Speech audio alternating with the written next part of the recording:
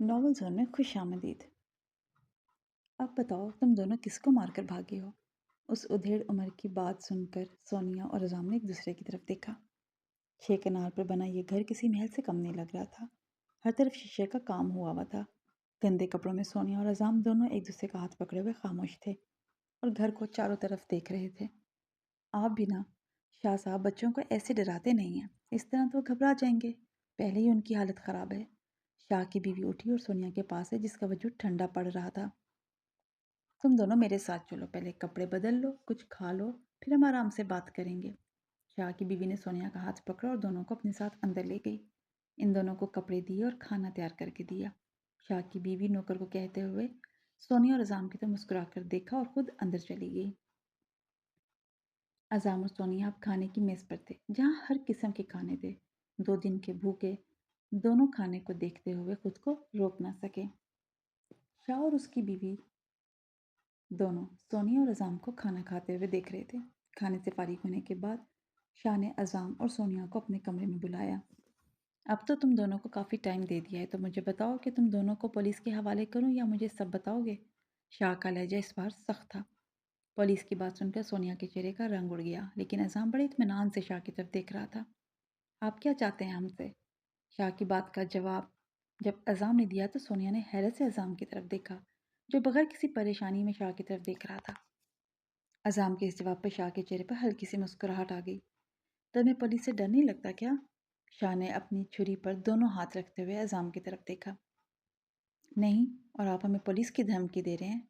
अगर आपने हमें पुलिस के हवाले ही करना था तो यहाँ हमें ना लेकर आते। अजाम के जवाब पर सोनिया ने एकदम अजाम की तरफ देखा कि वो कैसे ये सब सोच सकता है। वो तो इससे छोटा है। अजाम की बात पर शाह का कह कहा पूरे हाल में गूंज उठा। मेरा इंतखाब कभी गलत साबित हो नहीं सकता। अच्छा किया मैंने जो तुम दोनों को यहाँ लेकर आया। अब जबकि तुमने ये कह दिया है कि मैं क्या चाहता हूँ, तो ये तुम्हें सुबह पता चल जाएगा। अब जाकर सो जाओ तुम दोनों। शाह ये कहते हुए कुर्सी से उठ खड़ा हुआ और हॉल से बाहर आ गया। शाह को ऐसे उठते हुए देखा तो सोनिया ने कुछ कहना चाहा, लेकिन अजाम ने उसे चुप रहने का इशारा किया। अजाम, क्या चल रहा है तुम्हारे दिमाग में? मुझे तो यहाँ कुछ ठीक नहीं लग रहा, सोनिया ने परेशान होते हुए कहा। फिक्र ना करो, सब ठीक हो जाएगा। जिंदगी ने इतना तो सिखा दिया है कि पहले खुद का सोचो, फिर कुछ और सोचो। अब हमारे अच्छे दिन शुरू होने वाले हैं। तुम बस मुझ पर यकीन रखो। अजाम की बातों में इतना एतमाद था कि सोनिया आगे से कुछ बोल ना सकी। सुबह होते ही शाह ने मुलाजिम को कहकर अजाम को बुलाने का कहा। गाड़ी तैयार थी, जिसके इर्द गिर्द 4 गार्ड खड़े थे और आगे की तरफ शाह ब्लैक शलवार कमीज में मलबूस अजाम का इंतजार कर रहे थे। अजाम, मैं यहाँ अकेली और तुम्हें कुछ हो गया तो? अजाम को यूं जाता देखकर सोनिया ने कहा। इससे पहले अजाम कुछ कहता, सामने से शाह की बीवी आ गई। तुम परेशान मत हो, यहाँ तुम्हें कुछ नहीं होगा। अजाम को शाहजी के साथ जाने दो, यही तुम दोनों के लिए बेहतर होगा। और तुम मेरे साथ हो, मैं तुम्हें घर दिखाती हूँ। शाह की बीवी की बात पर अजाम ने सोनिया का हाथ पकड़ते हुए उसकी तरफ देखा। कुछ नहीं होगा, यकीन रखो। अजाम के इस 2 जुमलों ने सोनिया के अंदर जैसे हौसला पैदा कर दिया। अजाम वहाँ सोनिया को शाह की बीवी के पास छोड़कर खुद नीचे चला गया, जहाँ शाह उसका इंतज़ार कर रहा था। काफ़ी देर लगा दी तुमने, मुझे इंतज़ार पसंद नहीं है, शाह ने अजाम को कहा और गाड़ी के दरवाजे की तरफ मुड़ा। गार्ड ने आगे बढ़कर गाड़ी का दरवाज़ा खोला और शाह और अजाम दोनों गाड़ी में बैठ गए। गाड़ी में सफ़र करते हुए अजाम को इल्म नहीं था कि उसे ये सफ़र किस रास्ते पर ले जाएगा। गाड़ी एक बड़े से फार्म हाउस के बाहर आकर रुकी, जहाँ हर तरफ खेत ही खेत थे। गार्ड ने गाड़ी का दरवाज़ा खोला और शाह और अजाम दोनों बाहर आ गए। और मेरे साथ, शाह ने अजाम की तरफ देखते हुए कहा। अजाम ने सर हिलाया और शाह के साथ चलने लगा। ये सब मेरा है, और ये एक नहीं है। ऐसे फार्म हाउस और भी बहुत हैं, हर जगह पर हैं, हर शहर में हैं। शाह बात करते हुए अंदर फार्म हाउस की तरफ जा रहा था, जहाँ असलहा से लेस गार्ड खड़े थे, जो शाह के अंदर आते ही उसे झुककर सलाम कर रहे थे। आओ अंदर। गार्ड ने जब दरवाज़ा खोला तो शाह ने अजाम को अंदर आने का कहा। अंदर का माहौल कुछ और ही था, जो एक वीरान हवेली का नक्शा बता रहा था। मध्यम सी रोशनी इस हवेली नुमा फार्म हाउस को और खौफनाक बना रही थी। एक लम्हे के लिए अजाम के पाँव वहीं रुक गए। उसने अपनी घबराहट को फौरन छुपाया। आओ अजाम, डरो मत। ये कोई ऐसी जगह नहीं है जहाँ तुम डर सको। शाह ने गर्दन मोड़कर अजाम की तरफ देखा, जो पॉकेट में हाथ डाले खड़ा था। नहीं, मैं डर नहीं रहा, लेकिन आप मुझे यहाँ ऐसी जगह क्यों लेकर आए हैं? अजाम की बात पर शाह मुस्कुराकर आगे बढ़ गया। पता चल जाएगा तुम्हें, आ जाओ। कुछ ही देर में शाह आज़म को वो सब कुछ दिखा दिया जो शाह के ख़ास बंदों ने भी देखा नहीं था। उसके गोदाम और खुफिया कमरे। मुझे ये काम करते 30 साल हो गए हैं और अब मैं बूढ़ा हो गया हूँ, इसलिए मैं चाहता हूँ कि तुम मेरा ये सब काम संभाल लो। शाह की बात पर आज़म ने चौंक कर शाह की तरफ देखा। शाह का काम कोई ऐसा वैसा काम तो था नहीं, वो माफिया का सरदार था। शाह के हर फार्म हाउस के गोदाम में हर किस्म की स्मगलिंग की हुई नायाब चीज़ें थीं जो दुनिया के हर मुल्क से चोरी की गई थी, जिन्हें शाह आगे सेल करता था। मैं मैं क्यों? अज़ाम के मुंह से बस यही अल्फाज निकल सके। मेरी कोई औलाद नहीं है और मेरी ज़िंदगी का कुछ नहीं पता कब तक रहूं, कब इस दुनिया से आंखें बंद कर लूं। मैंने 2 साल लगा दिए ऐसे इंसान की तलाश में निकाल दिए जो मेरे काम को अच्छे से अंजाम दे सके,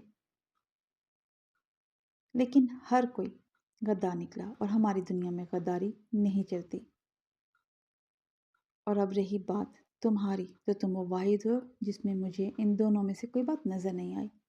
अगर ऐसा होता तो तुम दोनों रात को यहाँ से भाग जाते, लेकिन तुम दोनों ने ऐसा नहीं किया। शाह अपनी छड़ी पर हाथ रखे दूर आसमान पर उड़ते परिंदों को देख रहा था। मुझ पर इतना यकीन क्यों? मैं भी तो लालच में आ सकता हूँ ना, और जहाँ मैंने 2 कत्ल किए हैं वहाँ तीसरा भी तो कर सकता हूँ। अज़ाम बात करते हुए अब शाह के सामने आ गया। अज़ाम की बात सुनकर शाह ने अज़ाम के कंधे पर हाथ रखा। शाह के हाथ की गिरफ्त मजबूत थी। नहीं, तुम ऐसा नहीं करोगे। जो परिंदे कैद से आज़ाद होते हैं वो एक ना एक दिन रहने के लिए ज़रूर अपना घर तलाश करते हैं।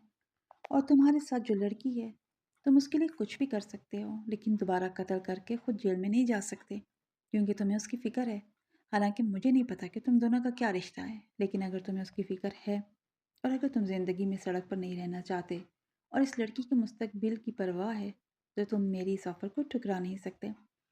तो क्या तुम तैयार हो मेरे बिजनेस पार्टनर बनने के लिए? शाह की बात सुनकर अज़ाम चुप हो गया। अज़ाम की उम्र छोटी थी, लेकिन उसे फैसला बहुत बड़ा लेना था। वह एक दलदल से निकल गया था, लेकिन अब दूसरी ऐसी दलदल थी जिसमें उसे सारी ज़िंदगी रहना था।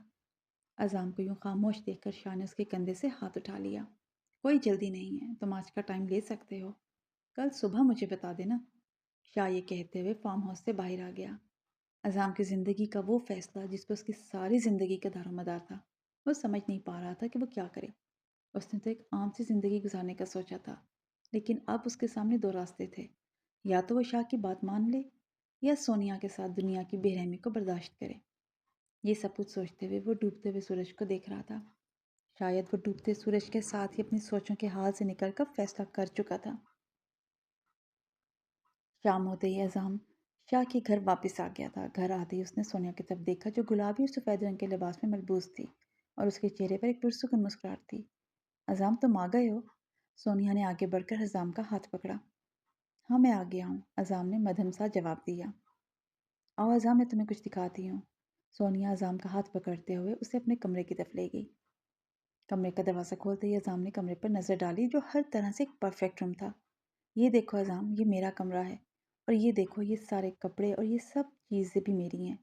शाहजी की बीवी ने कहा है कि मैं यहाँ रह सकती हूँ, और तो और मुझे कॉलेज भी भेज देंगे।